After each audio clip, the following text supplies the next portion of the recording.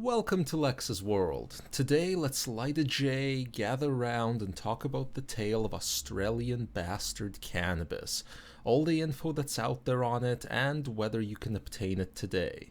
So in my Popular Freaks of Cannabis Mutations episode, which I'll link to in the description, I brought up the very unusual Australian Bastard Cannabis strain, or ABC, and promised you guys I'd cover it at length. This was a stable strain, not just a one-off mutation, that grows in the wilderness of Australia and had stayed largely off the radar because to even tell it's cannabis, you have to inspect it closely during flowering phase. The earliest first-hand reports I could find of it being seen in the wild are from the 1980s and 90s. Locally, in Australia, ABC is known as Cannabis Australis, bindy buds, mutant, or manji weed, depending on who you talk to. Sorry if I'm pronouncing any of that wrong, Australians. But whatever you call it, ABC doesn't resemble the cannabis most of us are used to. First off, the leaves look completely different, as you see in these pictures. They can't even be considered fan leaves. Also, it grows more in a shrub-like pattern instead of the typical Christmas tree pattern that cannabis tends to exhibit. And also, it's not very tall as a result. Average height is about 2 to 3 feet. However, ABC is definitely cannabis. It gives off a cannabis-like smell, and females produced small buds with resin on them. But the potency is pretty poor, well below 5% THC.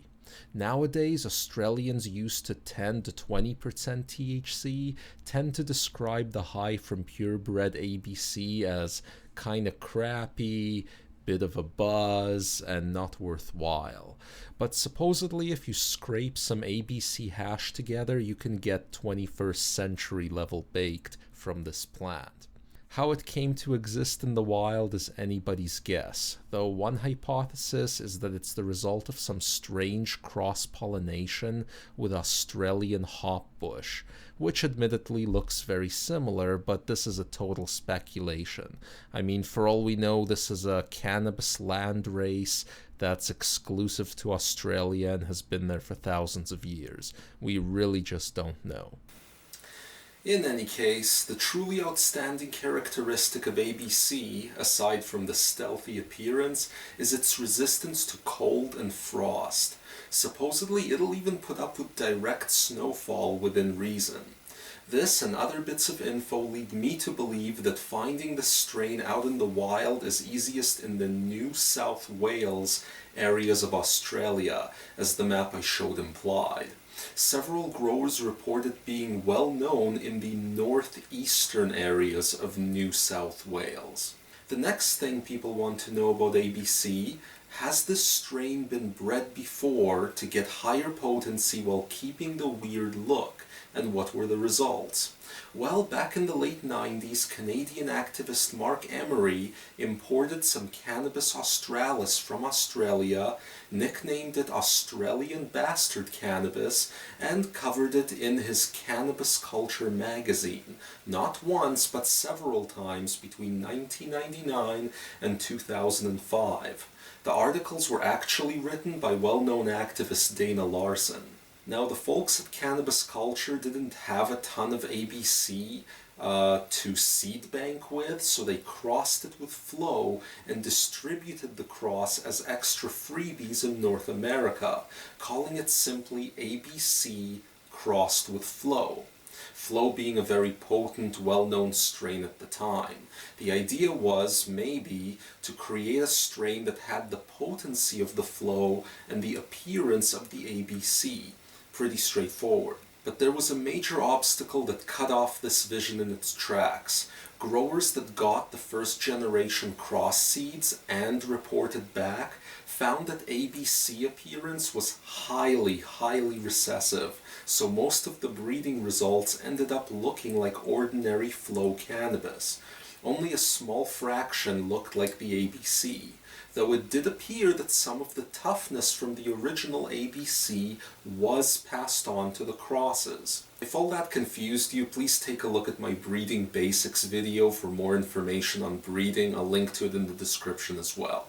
Either way, there wasn't too much of this cross created, and there wasn't much interest for it compared to regular old flow or pure ABC, so that was the end of this improv breeding program. But how can you obtain seeds of the original pure ABC today?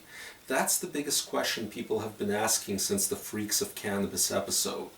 As far as I've been able to determine, there is nobody today who is actively seed banking legitimate seeds of this strain, and only a handful of low-key Australian regional growers exist who even play with it at all, none of whom are interested in selling seeds in general. So it's near impossible to get this out in Europe or in North America without traveling to Australia. However, if you're somehow well connected with growers in Eastern Australia, especially those associated with the old medical growing community there, there's not a bad chance you can find the seeds just by reaching out to people through their Twitter feeds or Facebook pages. Because at various points since the early 90s, good volumes of seeds have been sold to many people in the area, and there have also been odd sightings of ABC in the wild still. Either way, any breeding program that can increase the potency of the strain while keeping the appearance would take several generations of careful work to pull off, and all you'd get out of it is a tough-in-the-cold variety of cannabis. Frankly, there's easier ways to achieve that, so if you pursue ABC for breeding, it may only be for the novelty and scarcity of it. So there you go. If you do want to hunt for the seeds, you may want to start your hunt on a little-known Australian growers forum called Oz Stoners Cannabis Community, or any Australian cannabis Facebook pages. Also, if you happen to be from Australia and have additional reliable info to provide on this, please leave it in the comments section below, because worldwide there's a good chunk of people curious about this strain. Otherwise, hope you enjoyed the show. Please subscribe and hit that like button, and we'll see you next time.